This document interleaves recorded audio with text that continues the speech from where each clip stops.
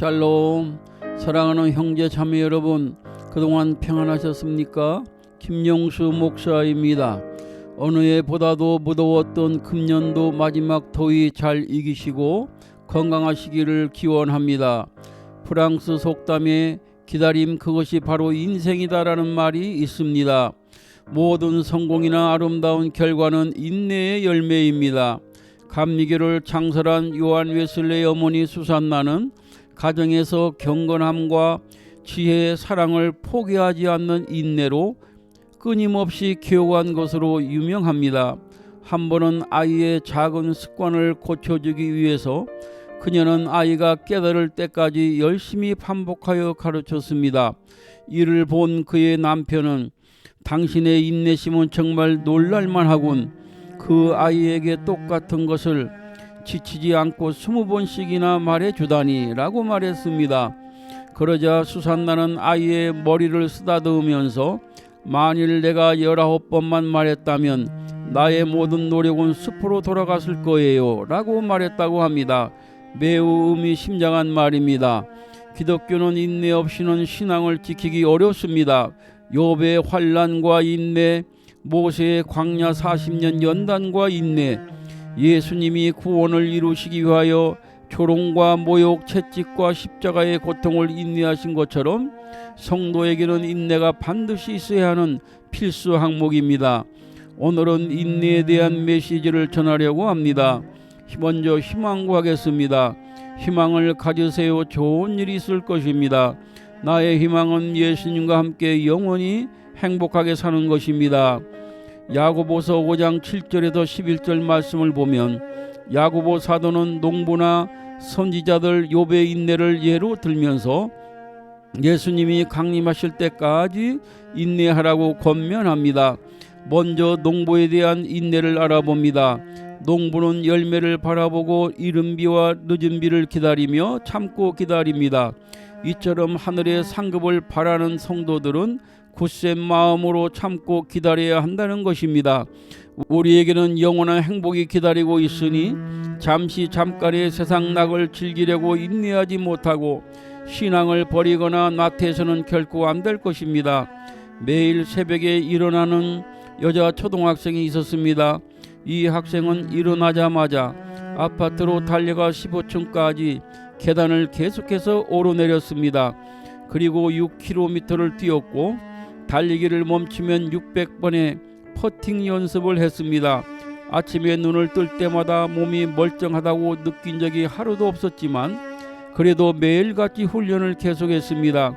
한국 최초로 세계 메이저 골프 대회에서 우승하며 골프계의 신데렐라라고 불리며 새로운 역사를 쓴 박세리 선수 이야기입니다. 끊임없는 노력과 인내는 박세리 선수를 세계 최고의 골퍼로 만들었고 많은 사람들에게 꿈을 주었습니다. 선지자들의 인내를 본받아야 합니다. 야고보서 5장 10절 말씀 읽어봅니다. 형제들아, 주의 이름으로 말한 선지자들을 고난과 오래 참음의 본으로 삼으라. 고난 가운데서 인내와 믿음을 강조하고 있습니다. 구약시대의 선지자들은 예를 들면 이사야, 에레미야, 다니엘 등은 하나님의 메시지를 전하기 때문에 많은 박해를 당했습니다. 히브리서 11장 36절에서 37절 말씀이 잘 증거하고 있습니다.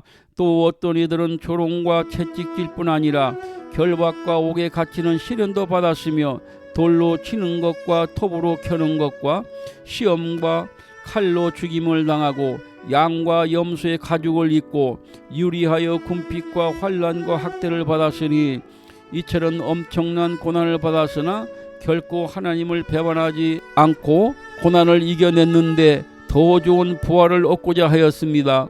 즉 하늘나라 소망으로 가득 찼기 때문입니다.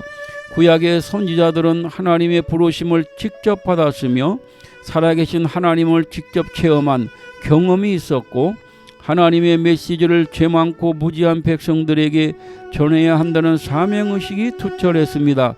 그들은 이 세상의 고난은 잠시이며 하나님의 영원한 나라가 반드시 올 것이라는 소망이 가득했습니다. 형제자매 여러분, 우리들도 선지자들을 본받아서 환난, 핍박, 고난이 온다 해도 하늘나라에 대한 소망을 가지고 끝까지 잘 유지하겠습니다.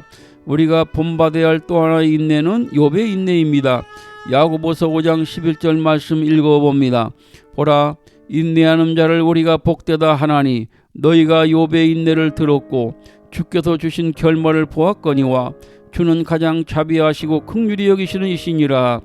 욥은 끝을 알 수 없는 환난에서 인내하여 하나님께 인정받고 갑절복을 받았습니다. 환난 당시 욥에게는 희망이 없었습니다. 10 자녀가 한날 한시에 죽고 그 많은 재산이 다 날아갔고 건강마저 잃고 크게 비통하고 있는 상황에 그의 아내를 통하여 하나님을 욕하고 죽으라는 불신앙적이고 냉소적인 말을 듣는 가운데서도 욥기 1장 20절에 보면 욥이 땅에 엎드려 하나님께 예배했다고 하였습니다. 그리고 이런 믿음의 기도를 드립니다. 21절입니다. 이르되 내가 모태에서 알몸이 나와서 하은즉 또한 알몸이 그리로 돌아가올지라.